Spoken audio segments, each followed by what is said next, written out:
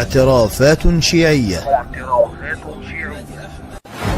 الإمام الحسين سلام الله عليه التقى بالفرزدق في طريقه إلى كربلاء، قال: ما الذي خلفت الناس في الكوفة؟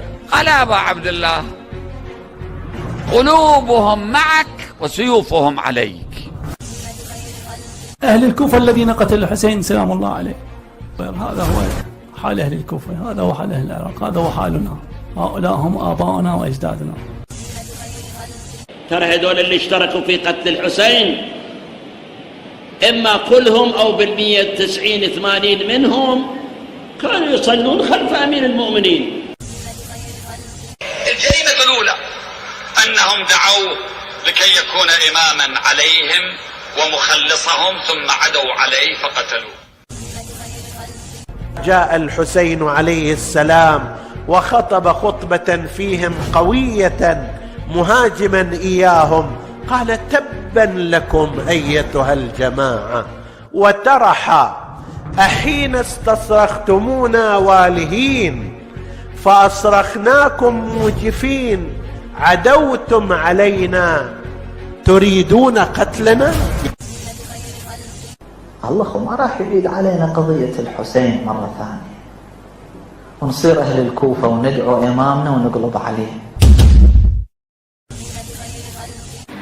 والذين قاتلوا الحسين شيعة تحت إمرة الأمويين. شمر كان من شخصيات شيعة أمير المؤمنين.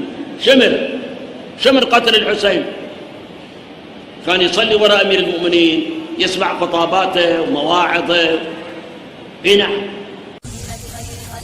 يعني احنا انتم في مشكلة، استنقذتم بنا واستنجدتم بنا، جئناكم، بدل أن تنصرونا عدوتم علينا. فوقف الحسين عليه الصلاة والسلام وقال أن شيعتنا قد خذلتنا. تسمع؟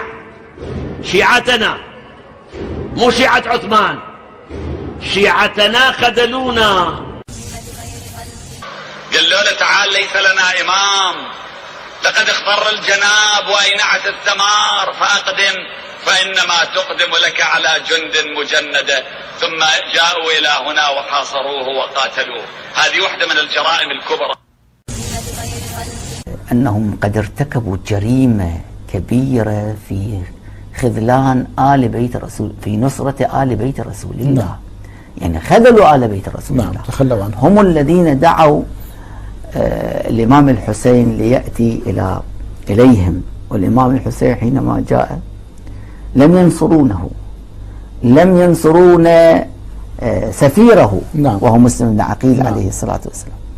فلذلك هذا الشعور بالندم هو الذي حرك ثورة التوابين.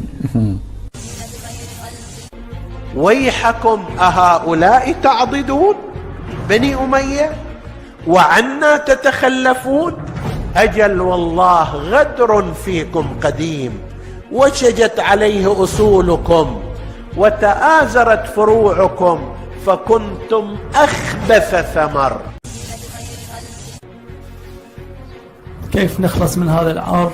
كيف ننقذ أنفسنا؟ كيف نعزل أنفسنا عن أن نحشر مع هذا المجموع المتخاذل؟ الله يعصمنا.